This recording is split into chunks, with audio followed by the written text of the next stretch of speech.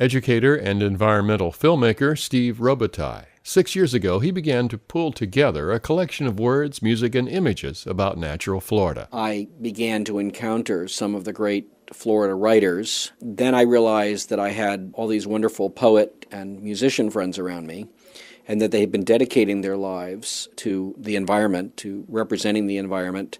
It just started to kind of multiply, and I started collecting all of these things. And 6 years later, and lots of research and reading and so forth, we have the Natural Florida CD. The CD is a project of Florida Defenders of the Environment, a Gainesville-based organization that became well known in the 1960s for waging a successful campaign to stop the potentially damaging Cross-Florida Barge Canal. The collection divides Florida into 10 bioregions, with names like St. John's, Big Scrub, Everglades, Swanee Valley, and others. Each region's unique qualities are celebrated in visual art, literature, and song. Music drifts along this river, drawn along on moonlight's silver strings, and we'll sing these songs together.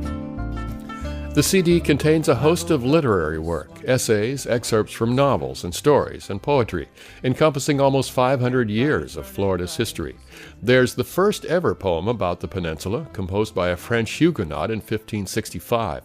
There are descriptions of the state from William Bartram, John Muir, Sidney Lanier, and John James Audubon, down to present-day writers like Archie Carr, Bill Belleville, Marjorie Stoneman Douglas, and journalists Carl Hiaasen and Al Burt, who, in his introduction to the project, says newcomers to Florida often find it difficult to adapt to our state's unique environment. I see them as people with absentee hearts. Their bodies are here because they love Florida, but their hearts are back home in the north or perhaps in the Caribbean, and they bring those standards with them. One of the important parts of environmental education is to make people aware of the unique and fragile nature of the local ecology.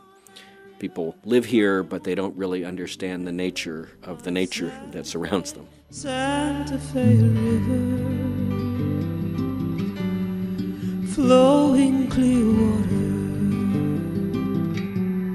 water, sounds like any. One of the most striking aspects of the CD collection is the array of artworks from 19th century artists Winslow Homer, George Inness, and others, through contemporary painters who, like the musicians, donated viewing rights to their work. In addition, 4 of the state's finest outdoor photographers have contributed to the project.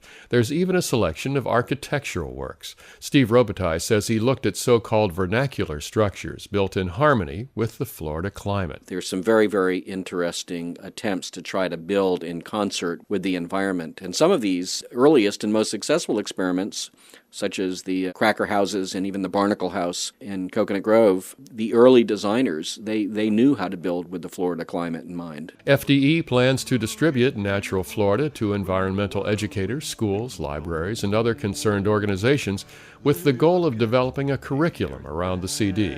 There are also provisions for the collection to grow over time. A website has been created with supplementary material that will become an ever-expanding resource. Lord, hold back the waters of Lake Okeechobee, for Lake Okeechobee's blue waters. There's a wonderful maxim to delight and instruct, and that's what I hope this CD will do. I hope that it, at some level, will be instructive, that people will learn things about the Florida environment that they didn't know before. But beyond that they'll be delighted by the art, the beautiful expressions of poetry and prose that appear on the CD. And maybe get out of the house, actually go visit some of these places and see them for themselves. I'm Bill Dudley. With funding from the Florida Department of State Division of Cultural Affairs, this report was produced by the Florida Humanities Council. Visit us on the web at flahum.org.